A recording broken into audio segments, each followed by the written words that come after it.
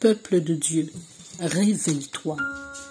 Écoute et vois ce qu'ils font, non plus en secret, mais sous tes yeux. La corruption atteint tous les organes de la société. La gangrène vient et c'est un mal sans remède pour celui qui se détourne pour ne pas écouter la loi, la Torah d'Élohim. Les choses vont dégénérer très rapidement à partir de maintenant. Les plans diaboliques de l'ennemi sont si profonds qu'ils ne peuvent être compris que par ceux qui ont fait le choix de la lumière. Quiconque ne voit pas cela est dans le déni complet et subira les conséquences de son choix. Apprenons à connaître Elohim, afin que nous ne soyons pas séduits, ne participons point au péché de Babylone, afin que nous n'ayons point de part à ces fléaux.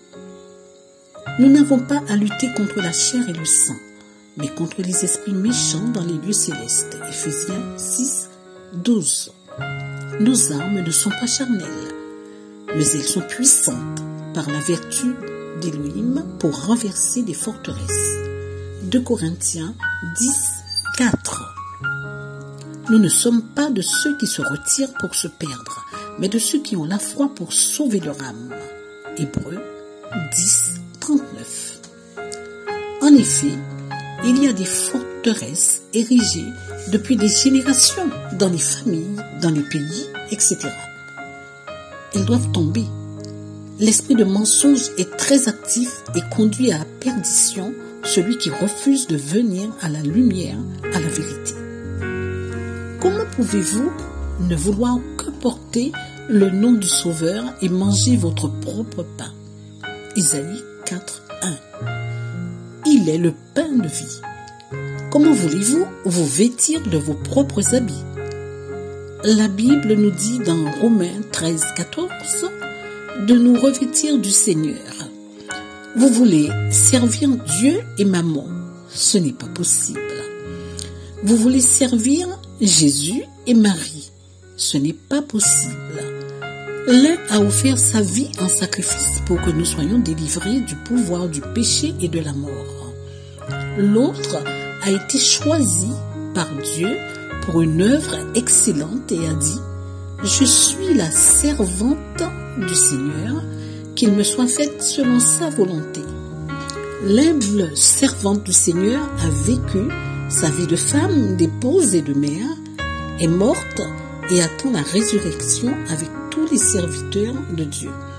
Entre Dieu et les hommes, il n'y a pas d'autre médiateur que Jésus, Yahushua, homme, 1 Timothée 2, 4, 2, 5, pardon. Ne soyez pas rebelles et ne refusez pas la connaissance, Osée 4, 6, qui, aujourd'hui, est à la disposition de tous. Prépare-toi à la rencontre de ton Dieu. Si toi et ta maison êtes serviteurs du Très-Haut, de l'Éternel Dieu des armées, alors plie les genoux et élève des mains pures, élève ta voix, crie à l'Éternel. Abandonne-lui tes frustrations, tes craintes, tes faiblesses, sanctifie-toi encore et encore, et seulement, quoique Elohim Tsebaoth combattra pour toi, n'oublie pas, le juste vivra par sa foi. Ne doute point, car celui qui doute est semblable au flot de la mer. Il est ballotté de côté et d'autre. Les Saintes Écritures ne disent-elles pas que les lâches n'hériteront pas du royaume de Dieu? Celui qui veut sauver sa vie la perdra, mais celui qui la perdra à cause de Christ et de sa parole sera sauvé. Les institutions politiques, sanitaires, financières, économiques, religieuses, de recherche, d'éducation et de formation sont toutes corrompues. Toutes les institutions. La terre est bouleversée et les montagnes chancellent au cœur des mers. Depuis déjà longtemps, des films, des rapports mensongers et fallacieux sont financés par des réseaux dans le but d'extirper les valeurs chrétiennes de nos pays. Quoi? Sommes-nous étonnés? Ils ont depuis longtemps fait des alliances pour ne former qu'un. les rois de la terre se soulèvent et les princes se liguent avec eux contre l'Éternel et contre son Mashiach. Ils rejettent Elohim et sa Torah. Brisons leurs liens, les liens de la Torah, l'enseignement de la parole de Dieu, disent-ils. Psaume 2. Le plan est en marche. Quel plan? Le plan du prince de ce monde de ténèbres. Toutefois, gardons toujours à l'esprit que le Tout-Puissant, celui qui a reçu le nom au-dessus de tout nom, Jésus-Christ, Yehoshua de son nom hébreu, est bien celui qui est et demeure au contrôle de toutes choses. Rien ne peut se faire sans lui. L'ennemi ne peut rien faire si cela ne lui est permis par le Maître et Seigneur de toute la terre, Yehoshua. Il fait toutes choses pour le seul accomplissement de son dessein. Peuple de Dieu, sois intelligent et comprends. Ton Dieu ordonne que tu sois puissant. Demeureras-tu sans cesse la tête dans le sable, semblable à une autruche sans intelligence? Qui t'a racheté de la mort et du péché? Qui a dit, venez à moi, vous tous qui êtes fatigués et chargés, et je vous donnerai du repos? Qui t'a affirmé être allé te préparer une place afin que là où il est, tu sois aussi? Qui a attesté être pour toi une cuirasse et un bouclier, la force qui te sauve, la main qui te délivre? Qui t'a dit t'aimer d'un amour éternel et t'a promis l'éternité? Jésus de Nazareth, le Christ, Yehoshua. Elohim lui-même, pour nous sauver des puissances ténébreuses qui nous retenaient captifs et de la condamnation à venir, s'est fait notre plus proche parent. Lévitique 25, 25. Il est venu en chair, chair pour chair, cette chair prise à son propre piège et qui a été clouée à la croix. Il est venu nous délivrer et, en sa mort et sa résurrection, nous donner la vie éternelle. Voilà pourquoi, aujourd'hui, étant réconciliés avec Dieu par son Fils, nous pouvons nous approcher du trône de la grâce avec assurance.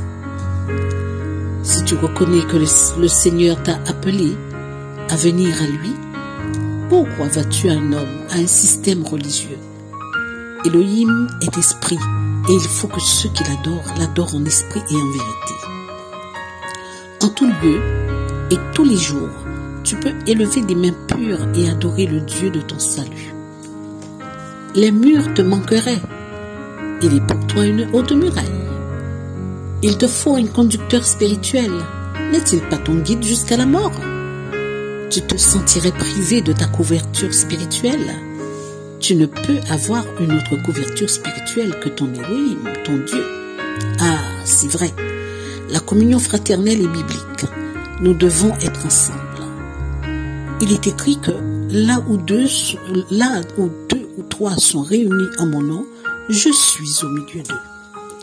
Vois-tu, la méga church, agitée par une grande chorale, des chantres, des instruments sonnants et trébuchants, des pasteurs à l'apparence soignée, assis sur l'estrade, etc., ne ressemble pas vraiment à l'église primitive de la Bible. J'en ai rien contre. Les premiers chrétiens persévéraient dans la simplicité. Dieu ne change pas, et pas un seul trait de lettre de sa parole ne disparaîtra tant que le ciel et la terre soient passés. Matthieu 5, 18. Nous sommes le temple du Saint-Esprit, nous sommes la maison d'Élohim. Il n'habite pas des maisons faites de mains d'hommes. Il nous a fait et nous lui appartenons. Comment prendrait-il plaisir dans les briques? Égypte, Pharaon, Tour de Babel, plus que dans les pierres vivantes.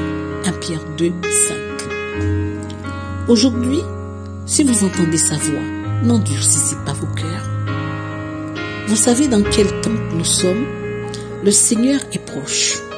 Mais auparavant, il faut qu'arrive l'apostasie, l'abandon de la foi par certains qui aujourd'hui sont fervents. Là où est ton trésor, là aussi sera ton cœur. Si tu aimes le monde et ce qu'il y a dans le monde, tu n'es pas ami de Dieu, car l'amour du monde est inimitié contre lui. Pour avoir eu le cœur attaché au bien, aux habitudes, à ses filles et à ses gendres restés à Sodome, la femme de Lot a tourné la tête pour un dernier regard. Elle fut transformée en statue de sel. Qu'est-ce qui retient ton cœur?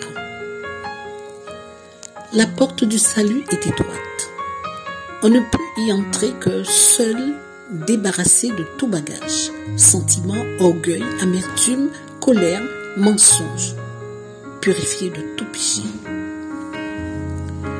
L'heure est à une vraie repentance, que chacun se sonde avec honnêteté, sans chercher à se justifier, car l'auto-justification mène à l'endurcissement. Elohim nous aime, c'est indéniable. Est-ce une raison pour jouer les enfants gâtés et croire qu'il doit passer sur tous nos caprices et le péché avec lequel nous jouons, croyant que nous sommes sous la grâce et non sous la loi? Quelle idée! Un royaume sans loi ne serait-il pas un royaume anarchique où chacun ferait ce qu'il voudrait? Dieu est un Dieu d'ordre. Le Messie n'est-il pas venu accomplir la loi et non l'abolir? Matthieu 5, 17. La loi de Dieu est toujours d'actualité. La loi est sainte et le commandement est saint, juste et bon. Romains 7, 12. Seule la loi sacrificielle n'est plus en vigueur, car le Messie est l'agneau de Dieu qui s'est offert en sacrifice expiatoire pour nos péchés, une fois pour toutes. Plus besoin de sacrifice d'animaux, c'était l'ombre des choses à venir. Maintenant que nous avons un grand souverain sacrificateur qui a traversé les cieux, Yahushua, qui, ayant été tenté en toutes choses, n'a point commis de péché et ainsi peut compatir à nos infirmités. Comprenez donc que seul Jésus-Christ est digne de toute notre confiance. Aujourd'hui, dans les institutions religieuses, des alliances se sont aussi nouées. C'est le temps de l'œcuménisme. Les filles, les églises issues du protestantisme, doivent rentrer à la maison, a dit la mère, l'église catholique. C'est fait. Tous ont signé leur allégeance. Telle mère, telle fille. Tu es la fille de ta mère qui a repoussé son mari et ses enfants. Ézéchiel 16, 44, 45. Voici, chacun garde sa dénomination et chante les louanges du même Dieu. La mère garde l'autorité et ne change rien à sa doctrine qui, semble-t-il, serait même apte à corriger la parole du Dieu véritable. Les filles, séduites, sont en admiration. Il y a beaucoup d'appelés, mais peu d'élus. Seul un reste sera sauvé. Chacun doit travailler sans se relâcher à son salut. Il est vrai que le salut est personnel. Toutefois, la communion fraternelle, l'unité dans la foi, l'amour qui est le lien de la perfection ne sont pas moins bibliques. Si l'homme de péché, celui que l'on appelle l'Antichrist, n'est pas encore révélé, il n'est pas moins vrai que le mystère de l'iniquité agit déjà depuis longtemps dans ce monde. Adhérer à un système, quel qu'il soit, risque de nous éloigner du chemin, nous égarer pour finalement nous perdre. Suivons le conseil de notre Seigneur Jésus. Soyez prudents comme des serpents et simples comme des colombes. Matthieu 10, 16. La nuit vient où personne ne peut travailler. Jean 9, 4. Sous nos yeux, tout est mis en place pour un contrôle des masses. Nous ne sommes pas du monde, mais nous vivons dans le monde. Nous buvons les mêmes eaux, mangeons les mêmes aliments, fréquentons les mêmes écoles, recevons les mêmes enseignements scolaires, occupons les mêmes emplois. Cependant, nous n'avons pas le même maître, le même père non plus. Nous ne marchons pas selon les mêmes conseils. Notre destination n'est pas la même. Ceux-ci s'appuient sur leurs chars, ceux-là sur leurs chevaux. Nous invoquons le nom de Yod-Hé-Vav-Hé, Yahweh, notre Dieu. Eux, ils plient et ils tombent. Nous tenons ferme et restons debout. Psaume 28, 9. Nous espérons en lui et nous ne serons point confondus puisque nous ne faisons pas d'alliance humaine. Nous gardons son alliance et ses commandements. Dans sa fidélité, il nous fera miséricorde. Le temps n'est plus aux querelles pour savoir qui est le plus grand, qui chante mieux ou autre. Le Seigneur vient, que chacun se sonde, déchire son cœur et s'humilie devant le Saint d'Israël. Peut-être aura-t-il compassion de nous. Souvenons-nous des pauvres, de tous les démunis. Soyons miséricordieux, comme notre Maître qui nous a fait miséricorde. Peuple de Dieu, Dieu fait lever des sentinelles, des voix qui crient. Cependant, attention à la confusion. Souvenons-nous que l'ennemi, pendant que les gens dormaient, sema de l'ivraie parmi le blé. Matthieu 13, 25. D'autres voix discordantes s'élèvent aussi dans le but de tromper, d'égarer. Uniquement l'Écriture, les saintes Écritures, la parole est Dieu. Et seulement les saintes Écritures doivent être notre référence. Soyons comme les Béréens, examinons chaque jour les Écritures, Actes 17, 11, afin que nous ne soyons pas trompés. Il existe différentes versions de la Bible et même s'ils sont glissées, certaines erreurs au niveau de la traduction. Mais nous avons reçu l'esprit de vérité que le monde ne peut recevoir. Il nous conduit dans toute la vérité. Demeurons attachés au Seigneur de la vie, en marchant chaque jour dans l'humilité, la vérité, la sainteté, la droiture et l'intégrité. Aimons Elohim et aimons les frères et les sœurs. Ne recherchons pas notre propre intérêt, souffrons plutôt quelque injustice au lieu de faire mépriser le nom de notre Sauveur. Le Seigneur est fidèle. La parole de Dieu est vivante et agissante. Laissons-nous transformer par elle. Et chaque jour, rendons grâce à Dieu de nous avoir fait passer de la mort à la vie, parce que nous étions morts dans nos péchés et c'est par grâce que nous sommes sauvés. Nous n'avons rien payé pour recevoir ce si grand salut. Jésus a payé notre rançon. Cependant, ne nous trompons pas. Pour arriver jusqu'au bout, il y a un prix à payer. Lequel? Tout abandonner pour suivre le Mashiach.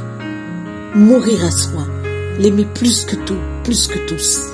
Ne point rejeter la connaissance pour que nous ne soyons pas rejetés. Ne point oublier la loi d'Elohim pour qu'il n'oublie pas aussi nos enfants. Obéir, obéir, obéir. Sauver pour servir.